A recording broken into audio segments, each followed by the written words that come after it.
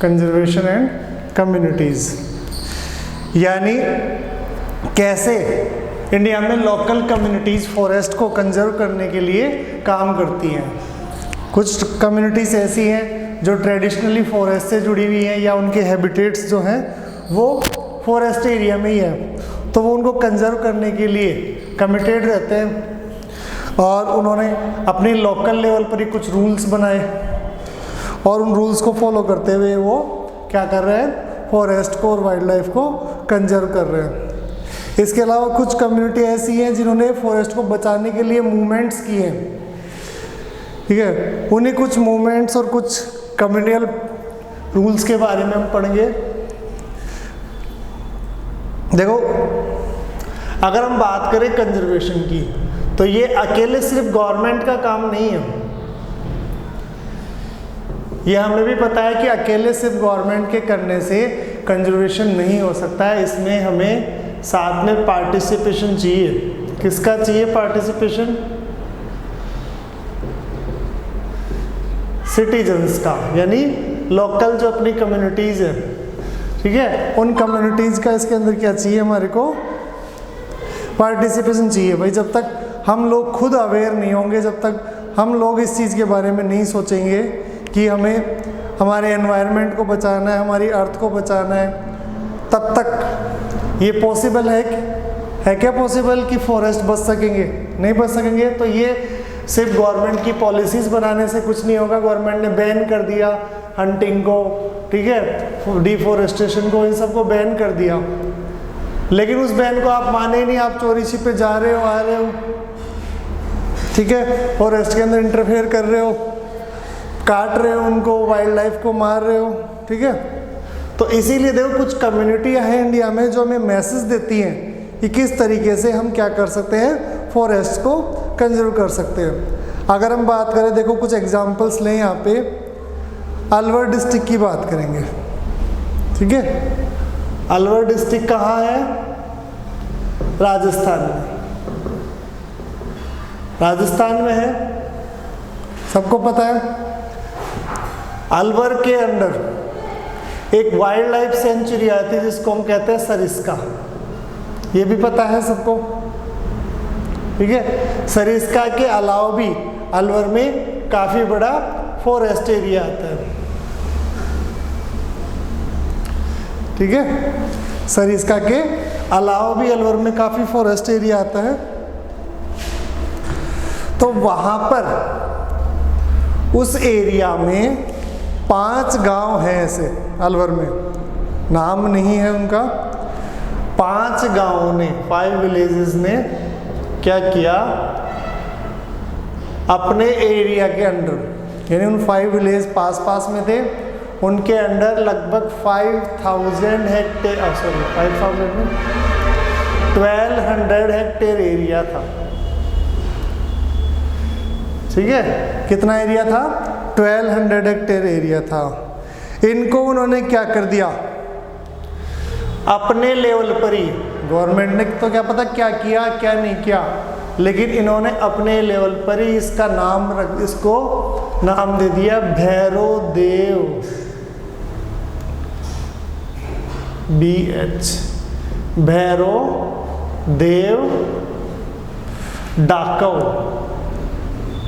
डाकव area की वजह से इसको डाकव दिया नाम, भैरो देव डाकव सेंचुरी या सेंचुरी जो भी है अपन अपने,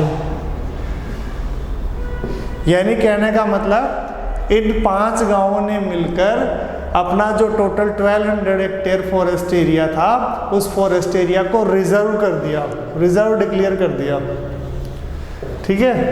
अब रिजर्व डिक्लेयर करके इसमें क्या किया, अपने लेवल पर ही उन्होंने रूल्स रेगुलेशन बना दी कि किस तरीके से इन फॉरेस्ट में जाना है कि नहीं जाना है, टूरिस्ट को इसमें आने देना है कि नहीं आने देना है, ठीक है। इस तरीके से रूल और रेगुलेशन बना दिया। और यहाँ पे उन्होंने क्या कर दिया, हंटिंग को बैन कर दिया। अगर कोई भी इस तरह की एक्टिविटीज़ में इन्वॉल्व पाया जाएगा तो उसके अगेंस्ट ये गांव वाले खुद ही अपने लेवल पर क्या करते हैं, एक्शन लेते हैं उसके अगेंस्ट, ठीक है। और सबसे बड़ी बात, बाहर से कोई आता है, आउटसाइडर कोई आता है, ठीक है, तो उसकी घुसपैठ को, उसकी इंक्रोचमेंट को इसमें रोकने का काम भी ये लोग करते हैं। यानी एक तरह से ये मान के चलो कि ये 5 गांव जो हैं ये मिलकर इस फॉरेस्ट एरिया का प्रोटेक्शन करते हैं। एक तरह से मतलब उनके गार्ड बनने का उन्होंने काम किया, ठीक है। इसके अलावा बात करें, देखो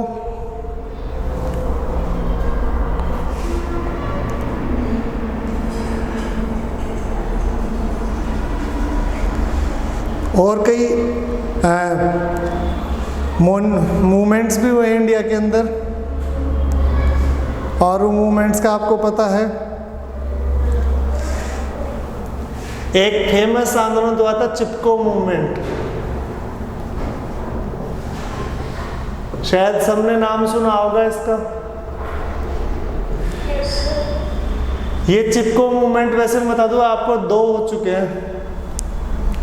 एक हुआ था राजस्थान में, जोधपुर में, खेजड़ली विलेज में, अमृता देवी, ठीक है, और सेम टू सेम ऐसा हिमालयन एरिया में कश्मीर का जो क्षेत्र है वहाँ भी हुआ था, ठीक है। ये आज़ादी के बाद, आफ्टर इंडिपेंडेंस हुआ था ये वाला, और ये आज़ादी से पहले, ये तो काफ़ी टाइम पहले हुआ था। इसी से इंस्पायर होकर ये दूसरा आंदोलन हुआ था। इसी के अलावा देखो और भी कई आंदोलन हुए, जैसे टिहरी उत्तराखंड में है।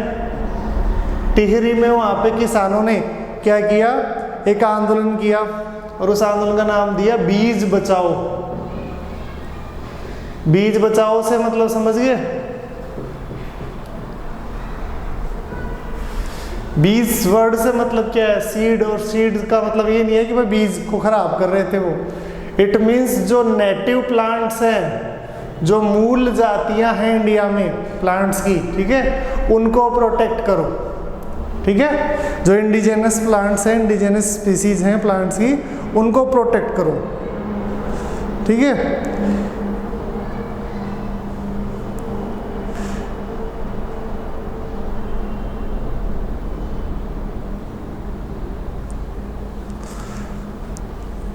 और इन्होंने क्या कहा इस आंदोलन के जरिए, एक आंदोलन हुआ था नवधान्य, ये आंदोलन और हुआ था। ये 2 आंदोलन ऐसे हुए जो मेनली जो नेटिव प्लांट्स हैं इंडिया के, वो चाहे नॉर्मली हो चाहे एग्रीकल्चर में, उनको बचाने के लिए इन्होंने अपना कंट्रीब्यूशन किया। और उन्होंने ये एक चीज़ शो करी कि बिना केमिकल फर्टिलाइजर्स का यूज़ किए, बिना पेस्टिसाइड्स का यूज़ किए भी हम, ठीक है, अपने ट्रेडिशनल तरीके से, ट्रेडिशनल सीड्स यूज़ करते हुए भी क्या कर सकते हैं, हम अलग अलग तरह की क्रॉप्स हम उगा सकते हैं। इसीलिए उन्होंने इस आंदोलन को नाम क्या दिया, बीज बचाओ, ठीक है। यानी अपनी जो नेटिव जो प्लांट्स हैं उन नेटिव प्लांट्स को बचाओ, ठीक है। ये जो हाइब्रिड प्लांट्स वगैरह डेवलप किए गए जिनमें ज़्यादा पेस्टिसाइड्स की, ज़्यादा केमिकल्स की ज़रूरत पड़ती है, उनको अवॉइड करने के लिए कहा। आप देखो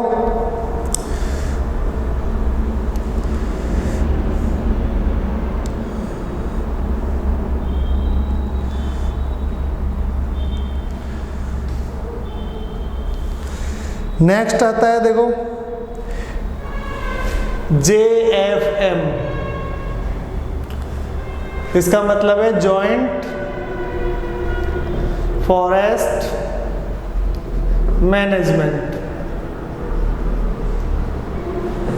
इस वर्ड का नाम ही जॉइंट डल गया पहले। इट मीन्स ये 2 या 2 से ज़्यादा ग्रुप्स के या पर्सन्स के कोऑपरेशन से होगा, ठीक है। तो देखो इसकी जो स्टार्टिंग थी, इसकी स्टार्टिंग की गई 1988 के अंदर। कहाँ से की गई, ओडिशा स्टेट से। इसमें क्या किया जाता है, जो लोकल कम्युनिटीज़ होती हैं उनको और गवर्नमेंट दोनों साथ मिलकर फॉरेस्ट और वाइल्ड लाइफ प्रोटेक्शन की तरफ काम करती है। समझ में आई ये चीज़। यानी गवर्नमेंट क्या करती है, जैसे मान लो किसी पर्टिकुलर एरिया का यहाँ के फॉरेस्ट को कंजर्व करना है, तो यहाँ पे रहने वाली जो लोकल कम्युनिटीज़ या लोकल ट्राइब्स जो होंगी उन ट्राइब्स को साथ में लेगी गवर्नमेंट, उन ट्राइब्स को अपने साथ इंक्लूड करेगी, इन्वॉल्व करेगी और उनकी हेल्प से, उनको समझा कर, उनको इन फॉरेस्ट का इम्पोर्टेंस बताकर उनकी हेल्प से क्या करेगी गवर्नमेंट, फॉरेस्ट को कंजर्व करेगी। तो इसकी शुरुआत ओडिशा से हुई और इसका फ़ायदा क्या होता है, देखो जब ये लोग गवर्नमेंट की हेल्प करते हैं तो इनको जो प्रॉफिट होता है इन फॉरेस्ट से, प्रॉफिट मतलब समझते हो, जैसे मान लो आपको फॉडर चाहिए, यहाँ से आप फॉरेस्ट प्रोड्यूस इकट्ठा कर रहे हो, लाख वगैरह, ठीक है, मेडिसिन्स वगैरह, हर्ब्स वगैरह करता है ना इकट्ठा, वो सब चीज़ें यहाँ से आप कलेक्ट कर रहे हो तो उसका प्रॉफिट शेयर भी गवर्नमेंट इन लोगों को देती है, ठीक है। जैसे यहाँ पे ज़रूरी है आपको लकड़ियाँ चाहिए तो उसका भी एक पर्टिकुलर एरिया में आपको परमिशन देगी, वो इतने लेवल तक आप क्या कर सकते हो, इसमें लकड़ियाँ काट सकते हो अपने डेली रूटीन की जो नीड्स है उनको पूरा करने के लिए, जैसे फ्यूल वगैरह, इनके लिए आप फ्यूल कलेक्ट कर सकते हो, वुड कलेक्ट कर सकते हो, तो ये इनको परमिशन मिलती है, ठीक है। और साथ में ये क्या करते हैं, उस फॉरेस्ट एरिया को बचाने में गवर्नमेंट की हेल्प करती है। दोनों के कोऑपरेशन से फॉरेस्ट भी बच जाते हैं और वहाँ पे रहने वाली जो लोकल कम्युनिटीज़ हैं उनकी जो नीड्स हैं वो भी फुलफिल हो जाती है। तो दोनों का काम इससे चल जाता है। तो इसको नाम क्या दिया गया, जॉइंट फॉरेस्ट मैनेजमेंट। और इसकी स्टार्टिंग कहाँ से हुई, ओडिशा से। अब देखो इसके अलावा अगर अपन देखें अपनी जो अर्ली ट्रेडिशंस है, आपने छोटी क्लासेस में भी पढ़ा होगा कि अपनी जो अर्ली ट्रेडिशन, वैदिक ट्रेडिशन की स्पेशली बात करें तो हम नेचर की पूजा करते थे, नेचर में प्लांट्स की पूजा करते थे, वाटर की पूजा करते थे, रिवर वगैरह की, माउंटेन्स की पूजा करते थे कि नहीं करते थे, पढ़ा है ऐसा?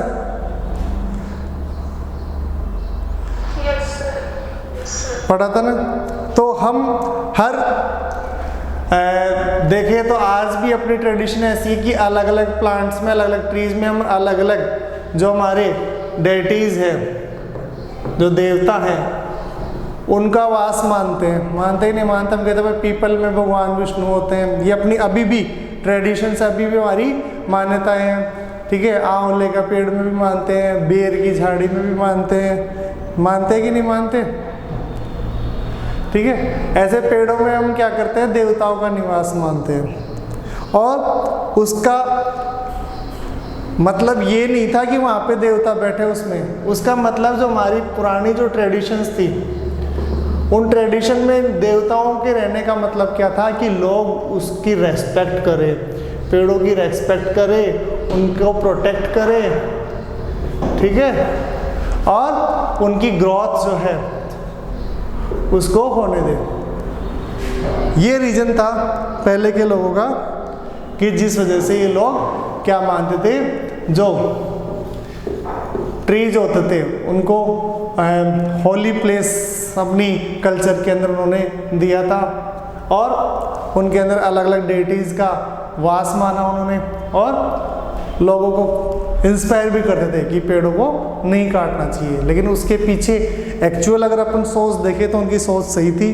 क्या सोच थी उनकी कि इस वजह से, अब देखो देवता है नहीं है, ये सब आस्था का विषय है, ठीक है, इस पर डिस्कस नहीं। लेकिन उसके पीछे एक सबसे बड़ा उनका सबसे अच्छा मोटिव क्या था कि इस भरोसे से लोग पेड़ों को नुकसान नहीं पहुंचाएंगे, ये सबसे बड़ा मोटिव था, ठीक है। आज भी अगर आप देखोगे तो कुछ ट्राइबल कम्युनिटी का एग्जांपल दूं मैं आपको, जो आज भी कुछ एक स्पेशल टाइप की ट्रीज को क्या मानती है, ऑस्पियस मानती है,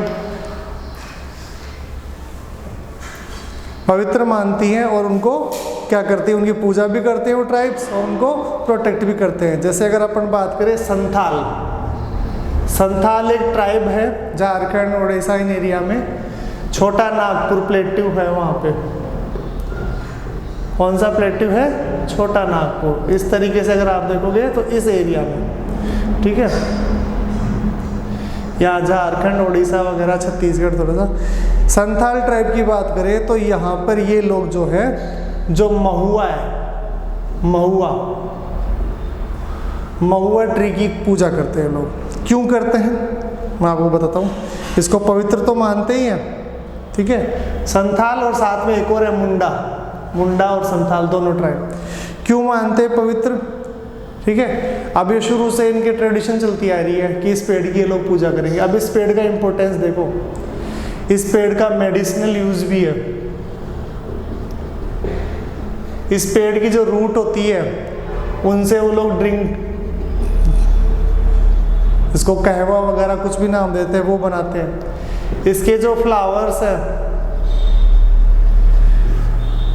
उससे क्या करते हैं, शराब बनाते हैं लोग, अल्कोहल बनाते हैं, ठीक है, लिक्वर बनाते हैं। इसके अलावा इसकी जो ट्विग्स होती हैं, ट्विग्स मतलब टहनियाँ, पत्तियाँ वगैरह, ये क्या होती है, इनके जो एनिमल्स होते हैं, कैटल्स होते हैं, उनके लिए न्यूट्रिशियस होती है, उनके लिए पोषणकारी होती है, ठीक है। तो इसलिए उसकी क्या करते हैं, ये पूजा करते हैं, महुआ। इसके अलावा एक और इम्पोर्टेंट पेड़ है कदम्ब। इस पेड़ का नाम जरूर सुना होगा आपने, कदम का। कदम का नाम आता है जब कभी भी अपन कृष्ण लीला पढ़ते हैं उस टाइम पे, उसके अंदर कदम पेड़ का नाम जरूर आता है, ठीक है। बैठ कदम की डाली, ऐसे कुछ प्रोनाउंसिएशन करते हैं, आता है इस बारे में। हाँ, तो देखो इसके अलावा अगर बात करें अपन, बिहार और उड़ीसा में भी कुछ ट्राइब्स हैं जो क्या करते हैं, देखो शादी के टाइम पर, शादियों के टाइम पर, जब भी शादी का टाइम होता है, उस शादी के टाइम पर ये लोग क्या करते हैं, इमली का जो पेड़ आता है,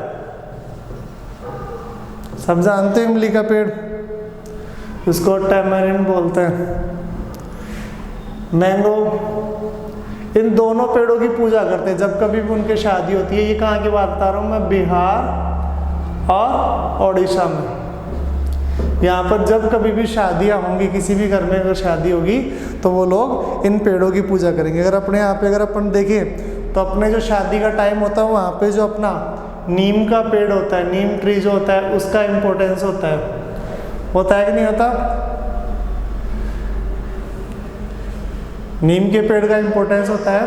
अब तो थोड़ा सा अपन मॉडर्न हो गए, नहीं ट्रेडिशनली देखा जाए तो शादी के अंदर जब बारात जाती है तो वहाँ पर जो तोरण कुछ बोलते हैं उसको, तो उसमें नीम की जो ये होती थी डाली, टहनी होती थी, उसी का यूज़ करते थे, ठीक है। शादी के बाद में भी नीम की डालियों का यूज़ होता है। तो ये सब जो क्या है हमारी ट्रेडिशन में है, इन पेड़ों को ऑस्पियस मानते हैं अपन। और आज भी अगर अपन देखें तो उस ट्रेडिशन को मोस्ट ऑफ लोग फॉलो किए हुए हैं, लेकिन वो भी कहाँ, सिर्फ रूरल एरियाज तक, ठीक है। इसके अलावा आज भी आप देखोगे तो लोगों की ट्रेडिशन है, जो मकैक्स होते हैं, मकैक्स समझते हो ना, बंदर, उनको आज हम दाना डालते ही नहीं डालते, उनको फ्रूट्स वगैरह खिलाते हैं। और आपको टेम्पल्स के आसपास ये मिल ही जाएंगे, जितने भी फेमस टेम्पल हैं जहाँ पे लोग आते जाते रहते हैं, वहाँ पे आपको ये मिल जाएंगे इजीली। क्यों मिल जाएंगे कि लोग जो हैं, ठीक है, श्रद्धा से, अपने डिवोशन से, ठीक है, इनको कुछ ना कुछ खाने के लिए देते हैं, ठीक है। तो इसको लेकर अपनी एक आस्था जुड़ी हुई है कि ये, हाँ, अपन किसी एक पर्टिकुलर देवता का इनको रूप मानते हैं अपन, ठीक है। हनुमान जी बोलते हैं हनुमान जी का रूप है, ठीक है। तो हमें कैसे मिल जाएगा, कैसे, इसी वजह से क्या करेंगे हम, इनको क्या करते हैं, जहाँ पर भी देखेंगे लोग, कोई ट्यूसडे को जाता है, कोई सैटरडे को जाता है, कोई डेली जाता है इनको फ्रूट्स वगैरह खिलाने के लिए। ऐसे अगर आप बात करोगे तो जोधपुर जो है, जोधपुर में जो बिश्नोई कम्युनिटी है, सबसे ज़्यादा जोधपुर में रहती है बिश्नोई कम्युनिटी, जोधपुर, चूरू, इनमें सबसे ज़्यादा जोधपुर में ही है। बिश्नोई कम्युनिटी जो है, उनके गांव में कभी भी आप जाओगे तो जो ब्लैक बग होता है ना, ब्लैक बग समझते हो, इसको चिंकारा, जो अपना स्टेट एनिमल भी है, वो बिल्कुल फ्रीली, जैसे अपने गांव में गाय, ठीक है, डॉग्स वगैरह यूँ घूमते हैं, उस तरीके से बिल्कुल फ्रीली उनके गांव में घूमेंगे, उनके घरों के अंदर तक आते हैं। अगर वो लोग खाना भी खा रहे होते हैं ना, तो पहले इनको ऑफर करते हैं। एनिमल्स, अगर कोई जानवर आ जाता है उनके घर के बाहर और अगर वो लोग खाना खा रहे होते हैं तो पहले उस जानवर को, स्पेशली इसको, ठीक है। और इन्हीं की वजह से राजस्थान के उन एरियाओं में ब्लैक बग बचे हुए हैं। और आपको पता है तो सलमान खान पे केस चल रहा है, बार बार जोधपुर आता है सलमान खान, तो वो इसी वजह से उनके ऊपर आरोप है कि उन्होंने 2 ब्लैक बग्स को मारा था, 2 को मारा था, 1 को मारा था, लेकिन मारा था इस चीज़ का उनके ऊपर आरोप लगा हुआ है। तो आज तक भी उनके ऊपर केस चल रहा है, वो केस इस बिश्नोई कम्युनिटी ने करा था उनके ऊपर, ठीक है। तो इस तरीके से आप बहुत सारे ऐसे एग्जाम्पल्स देखोगे जिनमें आपको पता चलेगा कि हमारी जो सोसाइटी है उनमें आज भी कई ग्रुप्स ऐसे हैं, कई कम्युनिटी ऐसी है जो आज भी अपनी जो ट्रेडिशंस हैं उनको फॉलो करती हैं और अपनी नेचर को कंजर्व करने का काम करती है। और कुछ कम्युनिटी ऐसी है जिन्होंने अपने खुद के लोकल लेवल पर ही क्या कर रखे हैं, कुछ रूल्स बना रखे हैं जो जिसके थ्रू क्या करते हैं वो लोग नेचर को कंजर्व करते हैं, फॉरेस्ट वाइल्ड लाइफ इनको कंजर्व करते हैं। कुछ कम्युनिटियाँ जो आपने पढ़ा था JFM जॉइंट फॉरेस्ट मैनेजमेंट, उसके थ्रू क्या कर रहे हैं वो गवर्नमेंट के साथ मिलकर और लोकल लेवल पर ही फॉरेस्ट को कंजर्व कर रहे हैं पार्टनरशिप के थ्रू, और जिसका फ़ायदा उन्हें खुद को भी मिल रहा है, अपनी जो लोकल नीड्स है उनकी उन फॉरेस्ट से पूरी हो रही है।